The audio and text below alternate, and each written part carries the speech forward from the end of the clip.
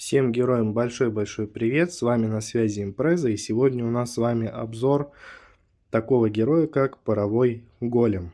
В 99 году прошлого столетия был выпущен мультфильм полнометражный под названием «Стальной гигант». И вот спустя почти 30 лет, ну чуть-чуть поменьше, естественно, там 26-27, играем мы с вами в такую великолепную игру, как Герои против монстров, и можем с вами наблюдать стального гиганта, который вот у нас назван чуть-чуть по-другому, Паровой Голем. Добавили ему вот этот дымоход сзади, на спину ему прикрепили, чуть-чуть его изменили, там какой-то рычажок еще на левое плечо ему добавили, и покрасили его в такой медный, оранжевый, рыжий, ржавый, как хотите его называйте, вот такой вот окрас. И вот смотрю я на него, вижу, как он улыбается, смотрит на меня и говорит: ну что, Импреза, красавчик, слил ты на меня 4000 алмазов в кубиках.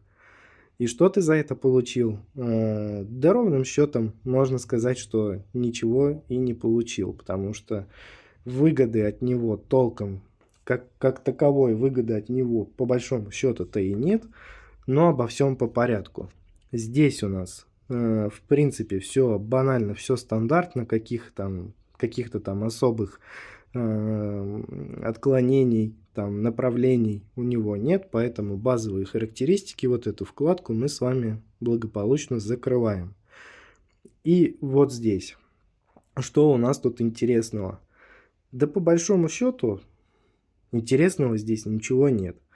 На глобальных усилениях мы с вами забираем 3 раза по 12,5% к урону, но учитывайте обязательно тот момент, что 12,5% к урону это нифига не 12,5%. Вот просто имейте это в виду.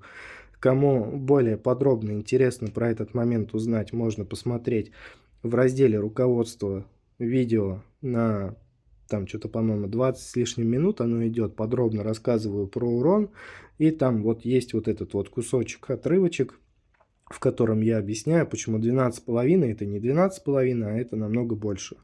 Ну, по крайней мере, у меня, если я не ошибаюсь, для меня 12,5 это, по-моему, 37, что ли, или 33. Ну, пусть будет 35. Ладно, среднее давайте возьмем. То есть, что можно из этого всего понять? Что по факту получилось с него забрать, грубо говоря, ну там 100% урона. Плюс, если сойдутся звезды, и я его доведу до 160 уровня, то есть сделаю ему 5 звезд, то еще 100% урона я заберу, но и опять же 100% это не 100%, а будет побольше. Здесь, в принципе, каких-то там особых таких вот длинных комментариев про него рассказать-то и не получится, потому что этот герой, он у нас нигде не фигурирует, он у нас такой своего рода геомант. То есть мы его открыли, мы его прокачали, мы про него забыли. Он у нас есть, мы радуемся, что коллекция пополнена. И следующее уже событие, которое будет приурочено к Паровому Голему, мы на него не будем тратиться, так как он у нас уже с вами будет открыт. Ну, открыли и хорошо. Итак, что у нас в целом здесь можно еще подсветить? Герои, которые разделяют фракцию, это вот механисты, да, они у нас получают прибавку в виде 50% урона к физическим повреждениям. Ну, как бы, даже вот не могу сказать, что там, ну, хуже от этого не стало, но и какой-то там огромной пользы вы от этого тоже, к сожалению, не почувствуете. В любом случае нам это все нужно, нам это нужно собирать, все вот эти вот мелкие показатели, которые нас усиливают, они нужны. Ну и как бы пусть будет, есть и есть. Ничего в этом такого критичного, там плохого Нет. Жалко, что вот какой-то прям вот такой вот прям хорошей пользы она, вот эта вот, глобалка, она нам просто не приносит. Ну ладно, пусть будет этот герой. Вот такой вот он, веселый и смешной, смотрит на нас, улыбается и все. И вот как бы, ну, не более чем. В кузницу мы с вами зайдем, а мы с вами не зайдем. Обновление скоро, совсем скоро. Вот прям завтра его уже выпустят. Ну нет, конечно. Очень много героев, которые у нас нуждаются в том, чтобы кузница у них была открыта.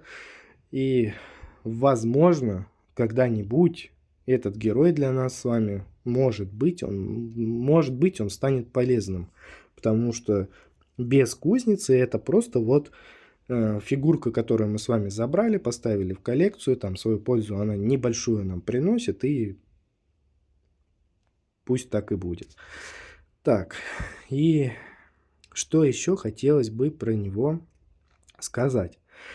Поговорил прям вот парой слов, перекинулся про парового голема с одним из старых добрых игроков. Вот. И вот единственное, что он мне сказал про него, что если даже он не проверял этот момент, он просто тоже сам где-то от кого-то это слышал, и я вот, к сожалению, это все проверить не могу, что вот если его парового голема позволить ему сделать показатель скорости снарядов максимальным, то, в принципе, этот герой становится более-менее играбельным. Ну, есть ли вообще смысл в том, чтобы это проверять? Я думаю, что нет. Очевидно, что этот герой, он как будто бы сделан на скорую руку нашими дорогими разработчиками. То есть был какой-то такой, наверное, напряженный момент, что вот надо срочно кого-то выкатывать, нужен герой. Все, ребята, давайте там накидывайте идеи, и вот кто-то там насмотрелся, скорее всего, в этот момент вот этот мультфильм. Накануне посмотрел про стального гиганта, покрасил его в рыжий цвет, налепил ему дымоход и вот этот рычажок, и все, и получился паровой голем. По крайней мере, я вижу это так. Других каких-то вот более-менее логичных объяснений на тему того, откуда он у нас появился и для чего он нужен, я, в принципе, здесь ничего в этом герое не вижу. Так, ну и давайте здесь по традиции пробежимся по скиллам. Заряженный удар. Каждые 3 секунды удар парового голема оставляет за собой силовую воронку, наносящую 2 с лишним тысячи процентов урона всем попавшим в нее врагам. И здесь этот показатель, он у нас невероятно безумно растет, но прокачивать его, естественно, я не вижу никакого смысла. Дальше, короткое замыкание. Каждые 3 секунды паровой голем превращается в движущуюся катушку Теслы на 6 секунд, нанося случайному врагу 720% урона электричеством и оглушая его на 1 секунду. И этот показатель у нас также с вами вырастет до 11 тысяч процентов урона. Честно скажу, поиграл за него пару раз, посмотрел, там побегал, ну вот какой-то шум, гам, бардак какой-то на экране происходит, но каких-то там впечатляющих цифр от этого я не увидел. Ну, может быть, потому что скиллы не прокачаны, может, потому что кузницы нет, хотя он сейчас 120 уровень на нем висит, поэтому, ну, там дальше смысла нет качать, пока осколки не собраны до 5 звезд. Ну, вот первое впечатление такое, что что-то непонятное, вот какое-то безумие там на экране происходит, вот куча всяких там, ну, вы увидите, в общем, там просто такой бардак, вот, ну, как бы контроля никакого нет, просто полный хаос, неразбериха и так далее. Перегрев. Убийство врагов, ульта, да, заполняет шкалу. При полном заполнении время восстановления всех способностей сокращается на 2 секунды. Скорость передвижения повышается на плюс 1 метр в секунду, а также выпускает облако горячего пара, наносящее 380% периодического урона попавшим в него врагам. Что это значит? Что такое периодический урон? С какой периодичностью? Мы с вами здесь играем, у нас все в цифрах там можно посчитать, можно вывести что-то, можно понять, сколько нам дает прирост то или иное глобальное усиление. А вот тут держите, пацаны, периодический урон. И как хотите, так это и понимаете. Ну, ладно, будем пробовать, будем смотреть, будем тестировать, но не в этой игре, да. Вот такая вот шутка-минутка. И, соответственно, если этот показатель мы с вами будем прокачивать до 5 уровня, то периодический урон у нас с вами будет наносить не 380%, а 5880. Есть ли смысл это проверять, вкладывать в это ресурсы? Думаю, что нет. Однозначно нет. Ну и давайте пойдем в подземелье, познакомимся с ним, посмотрим, как он у нас вообще себя ведет, что он там может, какие цифры показывает, и сделаем какие-никакие первостепенные выводы именно по этому герою. Очень интересно вообще, справится ли он с подземельем, потому что мне кажется, и что ему будет достаточно тяжело. Так, здесь обновим, возьмем для контроля, перезарядку тоже возьмем, обновим и прокачаем основное оружие, кулак голема. И вот они, кстати, с этим зайцем прям два сапога пара, что один там перед собой своими кулачищами пытается что-то разбить, что второй тоже. Вот, и ну вот давайте, кстати, скорость возьмем. Нам вот сказали, что скорость для него это полезно. Давайте ее возьмем. Так, здесь давайте, ладно, возьмем вот эту палку. Пусть она у нас будет. Перезарядка. Так, еще раз обновим. Давайте, не знаю, давайте еще раз урон добавим. Вот у нас запустилась ульта. И вот тот самый хаос, про который я вам говорил, вот он у нас и происходит. То есть вот эти вот облачка вот этого пара у нас перед нами мельтешат, что-то происходит.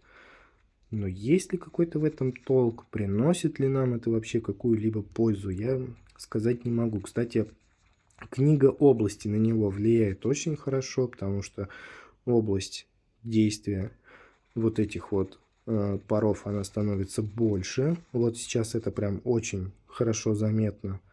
Плюс сейчас еще мы еще чуть-чуть прокачаем основное оружие. Давайте ледяной посох еще возьмем. Ну, кстати, вот неплохо он себя сейчас чувствует, хоть я и в питомце тут стою. Но все равно пытаются до нас тут добежать, пытаются нас обидеть и уничтожить, но мы себя в обиду сейчас не даем. И вот не могу сказать, что книга скорости, она здесь прям очень сильно нужна или на что-то влияет. Ну, как бы смешанные впечатления. Так, давайте критический урон чуть-чуть прибавим. Надо нам уже подтянуть до 5 уровня основное оружие, чтобы вывести его в максимум. И вот тут у нас с вами еще чуть-чуть добавляется область эффектов. 20% и сокращается перезарядка. То есть мы с вами будем почаще вот эти вот кулачки выстреливать. Сейчас еще урон прибавим. И будем все подряд тут чистить и уничтожать.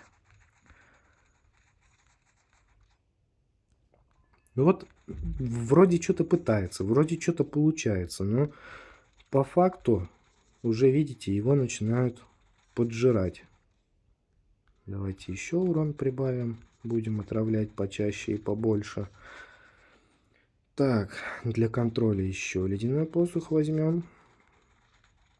Тяжело, тяжело. Вот обычно, когда играешь здесь, в этом режиме, когда прокачиваешь, становится под конец уже полегче. А тут как-то наоборот. Вот он как-то вот у него все наоборот. Поначалу шло неплохо, потом что-то вот он как-то постепенно начинает сдуваться. Ну, сейчас посмотрим. Осталась у нас 1 секунда. Выстояли. Ну, неплохо. Я бы сказал, что неплохо. Несмотря на то, что Зайка у нас занял здесь первое место по общему нанесенному урону, и урон в секунду у него тоже больше. Но вот эти показатели, они прям чуть-чуть отличаются от основного оружия героя. То есть у нас здесь не хватает прям 0,2, и здесь 2 целых, да, у нас не хватает. Даже чуть-чуть поменьше, почти 1,5 миллиона в секунду. Ну и по большому счету, в принципе, вот, ну как бы пройти там обычные сложные главы, да, можно. В кошмаре, но, скорее всего, вас там развернут и скажут: идите отсюда, голем здесь себя чувствует плохо. Есть, конечно, альтернатива в том плане, что есть, по-моему, он, вот не помню, как это называется, забыл, Ледяной Страж или как он там его зовут. Как будто вот они как противоположности, да? Сейчас глянем. Вот прям интересно стало. Так, давайте здесь посмотрим. Он у меня закрыт. Как же его у нас? Так. Пропустил, не пропустил. Вот он. Да, Ледяной Страж. Вот как будто бы вот, ну, его вот отражение, противоположность и так далее. Вот интересно еще его открыть и посмотреть, как он себя ведет.